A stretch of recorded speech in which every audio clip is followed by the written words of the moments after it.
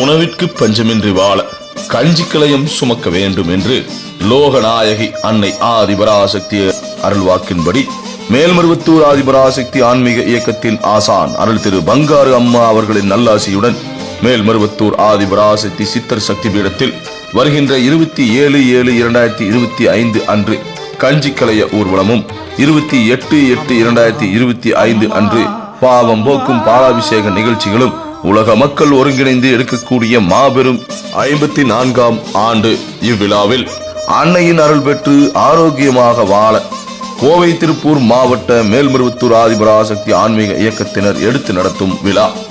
அனைவரும் வருக, அன்னையின் அருள் பெருக.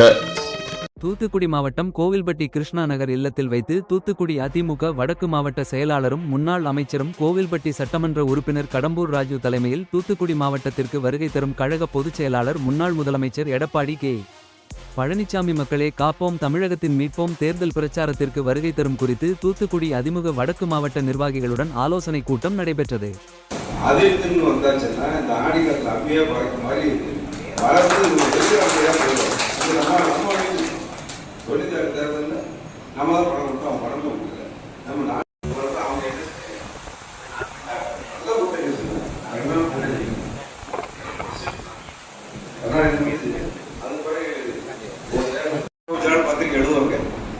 ஏன்னா இதே மாதிரி எத்தனை கட்சி பார்த்தாச்சு தமிழ்நாடு.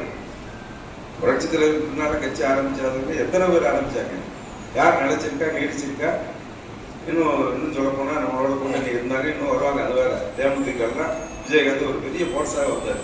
2006 கட்சி ஆரம்பிச்சோன்னு முதல் தேர்தலில் தடிச்சு நின்று எத்தனை அடிச்சு வச்சாங்க, ஒரே இடம் அவர் மட்டும் தான் ஜெயிச்சார். இன்னும் ஒரு ஆட்சி அமைக்கணும் 30% ஓட்டு வேணும். ஒரு குறைஞ்சது ஒரு கட்சி 30% வாக்குகள் அவங்க பெற்றாதான் ஆட்சி கட்டலாம். அதுக்கு முன்னால எல்லாம் நாங்கள் ஆட்சி பிடிச்சிடும் அப்படின்னு சொல்றது இயற்கை. தேர்தல் வரும்போது அப்படிதான் சொல்லுவாங்க. தேர்தலுக்கு ஒரு களத்துக்கு போனாலே வெற்றி பெற்றுவோம்னு சொல்லுவாங்களே தவிர ஓரம் பார்ப்போம் என்ன நடக்குது அப்படின்னு போனால் யார் நிற்பா அப்படின்னா அது வேற. அதுக்கு பிறகு 2011 நம்மளோட சேர்ந்து தான் எதிர்கட்சி அந்தஸ்து கூட கிடைச்சது. அது பிறகு எந்த கட்சி நடிகர் சிவாஜி கணேசன் கட்சி ஆரம்பிச்சார், லட்சிய நடிகர் SSR ஆரம்பிச்சார், சிலம்பு செல்வர் தமிழ்நாட்டு ஒரு உரிமை மீட்பதற்கு திருத்தணியெல்லாம் நமக்கு இணைச்ச அந்த காலத்தில் மாபசி அவர் ஒரு தமிழரசு கட்சின்னு அவர் ஆரம்பித்தார். ஒவ்வொரு இடத்துல காக்காதேகன் ஒரு கட்சி ஆரம்பித்தார். இன்னும் அடிக்கிட்டே போகலாம். பாக்கியராஜ் ஆரம்பித்தார், டி ராஜேந்தர் ஆரம்பித்தார், ராஜாஜி ஆரம்பித்தார், சுதந்திர கட்சி மோச்சு வச்சு அது நம்ம ஒன்றும் சொல்லித்தரல. ஆக வரிசையா பிற சாந்தமாக ஆரம்பித்தார். அந்த டாக்டர் நிறைய கார்த்திகை ஆரம்பித்தார். இது எண்ணற்ற பேர். இது நம்ம ட்ரையல் எத்தனையோ பார்த்தோம். அதை மட்டும் போடுறது ஆரம்பிச்சிருக்காரு. அவரை யாரும் எனக்கு குறைச்சது இல்லை. ஆனால் ஆட்சிக்கு கட்சி ஆரம்பிச்சோன்னா ஆட்சிக்கு வர முடியுங்கிற வரலாற்றை படித்தது வேணா புரட்சி தலைவர் எம்ஜிஆர் மட்டும்தான். அந்த கட்சியை நம்ம கட்சி மட்டும்தான்.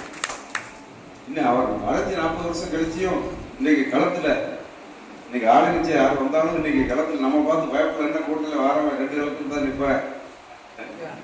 நிற்கிறதுக்கு 6வது கட்சி கூட நான் எனக்கு 2வது சீட் வரணும்னு வரணும். நான் இன்னொரு கட்சி வீசிக்க 234 தொகுதி நிர்ணயிக்கிற சக்தி நாங்கள் தான் இருக்கோம். 234 தொகுதி நிர்ணயிக்கிற சக்தினா அவங்க 2 போடல. இல்லை இல்லை கூட்டணியில் எங்கள் பங்களிப்பு முக்கியங்கிறது அவங்க கட்சி எல்லாமே யார் உயர்த்து சொல்லுவாங்க. அது இல்லை. இருந்தாலும் இப்படிப்பட்ட நிலைமையில் பிற பாட்டாளி மக்கள் கட்சின்னு வந்துச்சு, வீசிக்க இருக்கு, இன்னும் நாம் தமிழர் ஆரம்பிச்சிருக்காரு, இன்னொருத்தர் டார்ச் லைட்டோட வந்து டார்ச் லைட்டில் பேட்டரி எடுத்தாச்சு, இன்னைக்கு அதோட போய் இணைஞ்சாச்சு. இல்லை இப்படி கட்சியில் எவ்வளோ பார்த்துட்டோம். நான் இதையும் தாண்டி நிற்கிற ஒரே கட்சி தமிழ்நாட்டில்னா அனைத்து இந்திய அண்ணா திராவிட 5 மாதம் இருக்கு. கூட்டணி இன்னும் ஒரு நம்ம பிஜேபி கூட நம்மோட வந்திருக்கு. இன்னும் பல கட்சிகள் வரப்போறாங்க. அதில் வந்து மாற்று கருத்தில் சரியான கூட்டணி அமையும். அந்த கூட்டணி கூட உடையும். அதெல்லாம் ஒரு பக்கம். அதெல்லாம் நம்ம எதிர்பார்க்க கூடாது. முதலமைச்சர் தொகுதி வாரியாக கூட்டு வச்சு பார்க்காருன்னா அவங்க நல்லா இருந்தால் மற்ற இவ்வளோ கூட்டணி வலுவாக இருந்து நம்ம தான் ஜெயிப்போம்னா இவ்வளோ கீழே இறங்க வேண்டிய அவசியம் இல்லை.